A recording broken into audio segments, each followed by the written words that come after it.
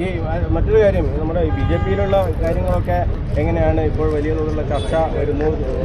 രാജീവ് ചന്ദ്രശേഖർ വന്നതിന് ശേഷം നിങ്ങളെ പോലുള്ള ആളുകളെയൊക്കെ ഇങ്ങനെ തഴഞ്ഞ് മൂലക്കിരുത്തുന്നു എന്നുള്ള കാര്യങ്ങളൊക്കെയാണ് വരുന്നത്. വലിയ ഒരു ചർച്ച ഞാൻ കേട്ടിട്ടില്ല.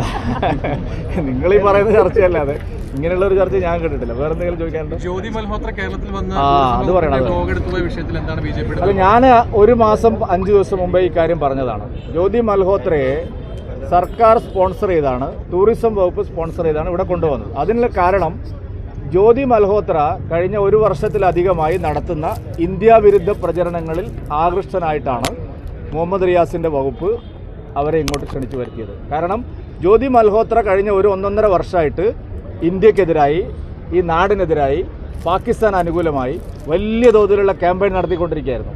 മുഹമ്മദ് റിയാസിനും സംഘത്തിനും മനസ്സിലായി, ഇത് നല്ല കൊള്ളാവുന്ന ഒരാളാണ്, ഇന്ത്യക്കെതിരായി പ്രവർത്തിക്കുന്ന വളരെ പ്രധാനപ്പെട്ട ഒരു വ്യക്തിയാണ്, അതുകൊണ്ട് അവരെ ഇവിടെ ഈ ടൂറിസം പ്രൊമോട്ട് ചെയ്യാൻ വേണ്ടി നമ്മൾ വിളിക്കണം. അതാണ് സത്യം. അല്ലാതെ അതിൽ വേറെ മന്ത്രി രോഷാഹുലിനായിട്ട് കാര്യമില്ല. ജ്യോതി മൽഹോത്രയെ അറിയാതെ കൊണ്ടുവന്നതല്ല. അവരുടെ ബ്ലോഗുകളൊക്കെ സഖാക്കന്മാർ കണ്ട് അത് ഇന്ത്യക്കെതിരായിട്ടുള്ള ബ്ലോഗുകളാണ്. അവർ നടത്തുന്ന വീഡിയോ യൂട്യൂബ് പ്രദർശനങ്ങളിലെല്ലാം ഇന്ത്യയെ തകർക്കുന്നതാണ്. അത് ശരിക്കും മുഹമ്മദ് റിയാസിന് മനസ്സിലായി. അങ്ങനെയാണ് അവരെ ക്ഷണിച്ച് ഇവിടെ കൊണ്ടുപോകുന്നത്. അല്ല, അവരിപ്പോൾ ഓൾറെഡി അന്വേഷണത്തിലാണല്ലോ. ആ കേസിൽ അവർ ജയിലിലാണ്. അല്ലല്ല, ഞാൻ ചോദിക്കട്ടെ, നമ്മളെ നാട്ടിലെ ഒരു സർക്കാർ വകുപ്പിന് പ്രൊമോഷൻ നൽകാൻ ആരെയാണ് കൊണ്ടുവരുന്നത് എന്നുള്ളതിന് ഒരു അന്വേഷണവും ഇല്ലേ, ഒരു പരിശോധന ഇല്ലേ? അപ്പോൾ പരിശോധന ഇല്ല എന്ന് പറയുന്നത് ഒഴിഞ്ഞു മാറലാണ്.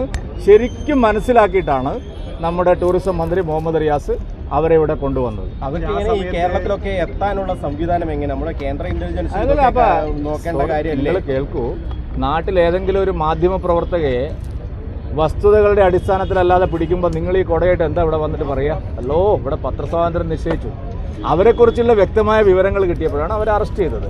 പക്ഷെ അവർ നടത്തിയ പ്രചാരണങ്ങൾ, ഈ പറയുന്ന LDF-കാരെല്ലാം പറഞ്ഞത് അഭിപ്രായ സ്വാതന്ത്ര്യത്തിൻ്റെ ഭാഗമാണ് എന്നാണ്.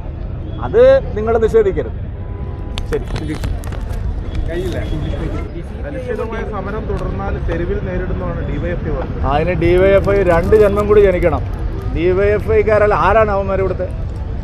തെരുവിൽ നേരിടാൻ വന്നാൽ DYFI-കാർ പിന്നെ തിരിഞ്ഞു നോക്കാൻ ആളുണ്ടാവില്ല. അത്തരം ഭീഷണിയൊന്നും വേണ്ട.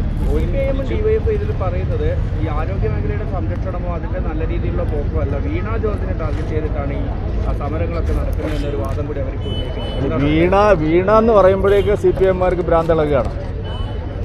അതാണ് ഇപ്പോഴത്തെ പ്രശ്നം. വീണ എന്ന് കേൾക്കുമ്പോഴേക്കും ഇതൊരു വീണ ജോർജിനെതിരെ മാത്രമുള്ള സമരമല്ല, ഈ സർക്കാരിൻ്റെ നയത്തിനെതിരായിട്ടുള്ള സമരമാണ്. സർക്കാർ പൊതുജനാരോഗ്യം തകർത്ത് സ്വകാര്യ മേഖലയ്ക്ക് വേണ്ടി നിലകൊള്ളുന്നതിനെതിരായിട്ടുള്ള വലിയ ഒരു ആശയപരമായിട്ടുള്ള പോരാട്ടമാണ്.